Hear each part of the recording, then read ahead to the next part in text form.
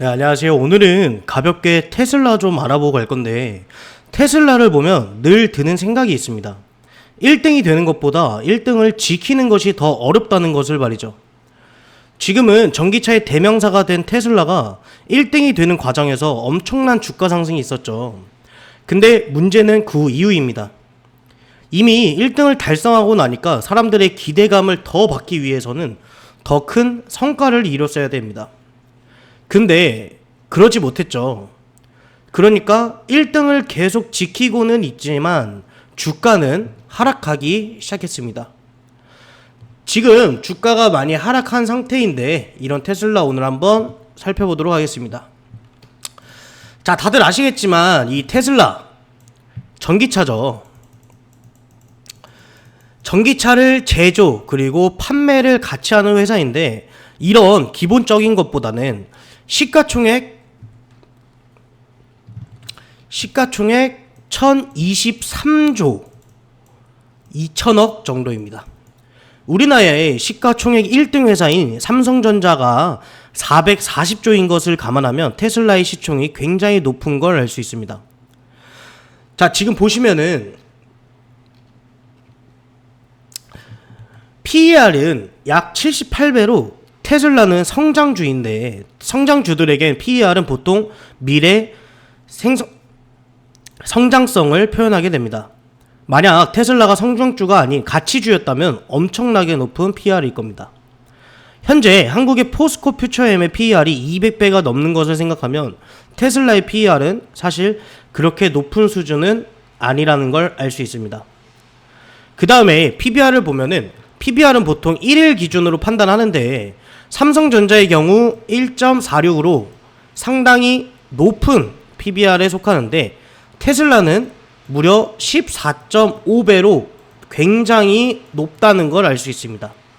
자, PER은 자신의 순자산 대비 얼마나 주가가 형성되어 있는지 판단할 수 있는 지표이고 PBR이 높은 경우는 자신의 자산에 비해서 주가가 높게 형성되어 있다라고 볼 수 있습니다.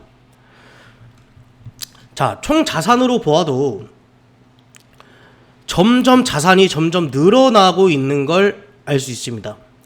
그렇다는 것은 주가가 아직도 높게 형성되어 있다고 생각해 볼 수 있겠죠.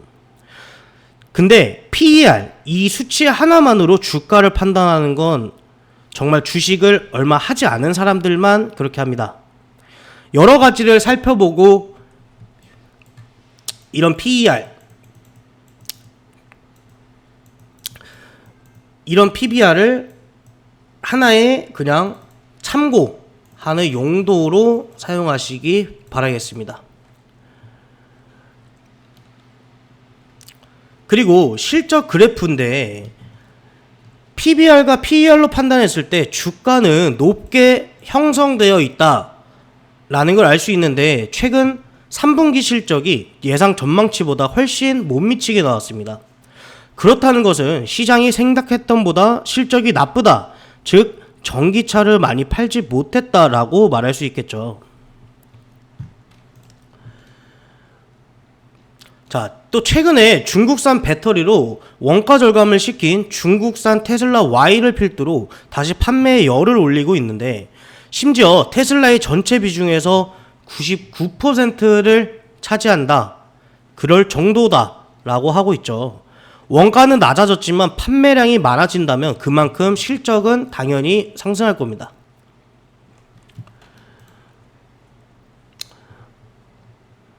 자, 그래서인지 23년 4분기 예측 실적이 역대 최대입니다. 시장은 앞으로 기대되는 부분이 많다고 기대감을 가지고 있는 거죠. 뭐 많은 말들이 나오지만 테슬라의 실적이 예상보다 낮았다, 혹은 판매량이 생각에 비해 낮게 나온다 라는 이야기가 세상에 많이 떠돌고 있지만 아직까지 전기차 1등은 굳건하게 누가 뭐래도 테슬라라고 얘기할 겁니다. 자, 그리고 차트를 좀 볼 건데 일본 기준으로 보면 고점은 낮아지고 저점은 올라가는 전형적인 상승 추세를 보이고 있습니다. 또한 고점 상태에서의 거래량 보다 최근 거래량이 훨씬 커진 걸 볼 수 있죠. 차트와 거래량이 상승 전의 현상들을 보여주고 있는데 꼭 이렇다고 주가가 우상향하는 것은 아닙니다. 하지만 확률이 높은 쪽에 투자를 해볼 수 있다는 거죠. 혹여나 지금이라도 테슬라를 보고 계신다면 지금 언제 들어가야 되는지 이 타점을 정확하게 잡으셔야 되는데, 어려우신 분들은 지금 아래에 있는 번호로 숫자 2 적어주시면 어느 타이밍에 들어가야 되는지 알려드리도록 하겠습니다. 자, 아무리 문제가 있고 판매량이 떨어져도 이 테슬라는 이 전기차 업종에서 누가 뭐래도 1등이죠. 다만 1등이기에 기대감도 높을 거고, 그 기대감에 미치지 못했기 때문에 이 주가가 하락했다라고 말할 수 있는데, 지금이 저점을 찍고 반등을 어느 정도 보여주는 상황이지만 다시 한번 또 조정을 내려갈 수 있는 가능성도 물론 있죠. 자, 이러한 기대감들이 많이 사라진 상태에서 다시 기대감이 생기기 마련이죠. 이 주가에 비해 기대감에 미치지 못해서 하락을 했지만 이 낮은 주가에 형성되어 있다면 많은 사람들이 누가 뭐래도 1등이다 라고 하는 이 테슬라에 대해서 관심을 가지게 되겠죠. 자, 그렇다는 것은 주가가 다시 상승할 힘이 충분히 있다 라고 말씀드릴 수 있는데, 그렇다면 저점이 언제일지 찾기보다는 조금씩 분할 매수하는 작전을 쓰는 게 사실 유리합니다. 자, 저점도 모르겠고 언제 들어가야 되고 분할 매수 작전도 어떻게 해야 되는지 모르겠다 하시는 분들은 지금 아래에 있는 번호로 숫자 2 적어서 보내주시기 바라겠습니다. 자, 오늘 브리핑 여기서 마치도록 하겠습니다. 감사합니다.